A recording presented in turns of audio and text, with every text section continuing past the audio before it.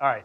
So what makes these different? So now we're transitioning. We've talked a little bit about how do you end up with all these, but what are the big things that people are doing that makes them different? And we're going to talk through, this is not exhaustive, but a lot of it centers on a handful of features.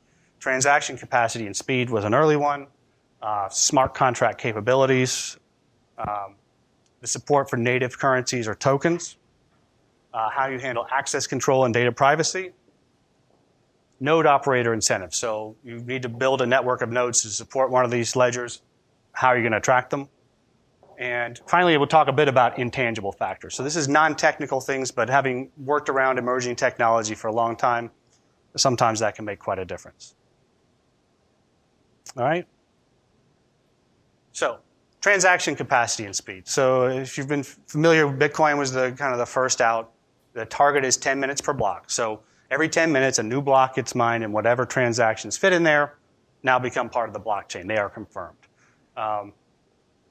But there's been a lot of new design around this. So again, just to set up, again, everybody's familiar. So, new transactions come in, they wait. Eventually, we're going to put them in a block. If the block is full, so you can, and this is optional, you can have a limit on how much goes in a block or not. Most of them have a limit. You need to have some set of rules. If it's full, who gets in, who gets out. And then anything that's left over has to go and play again until it gets through, right? So this kind of defines the throughput of a blockchain. And in the design, so big decision, how often are you going to mine a block? Bitcoin, by modern standards, 10 minutes is an eternity. But that's how it works. Ethereum, I believe, targets 10 to 20 seconds per block, much smaller blocks. And I think there's even faster examples. You also have to decide, are you going to have a limit? How much stuff is allowed? And I'm using a vague term there because you can measure the stuff in terms of data storage. That's how Bitcoin does it. You can measure the number of transactions. There's several things you could measure. So how are you going to limit it? How much will it be? There's been a lot of work done on how do you make it more efficient. So in the Bitcoin world, that's where they've been focused. We're not going to make them faster or bigger. We're going to make them more efficient. In other spaces, it's more about adding capacity just through straight up size. And then, like we've talked about, if a block is full, like how are you going to decide who gets in if there's not enough room for all the transactions that are waiting? Bitcoin uses highest bidder, basically. Ethereum does the same.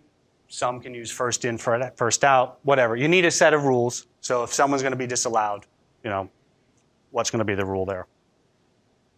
And really, the bottom line of this trade-off in a design comes down to sort of making transactions scarce, which is what Bitcoin does, which sort of allows for some caution, right? If it's expensive to do the transaction, it's much less likely that someone's going to do frivolous transactions versus having it more open and bigger potentially opens you up to some risks. I would say this is one of these many things that hasn't quite proven out yet. Bitcoin seems to work. Ethereum seems to be doing well with a faster block time, but not a clear winner. Right?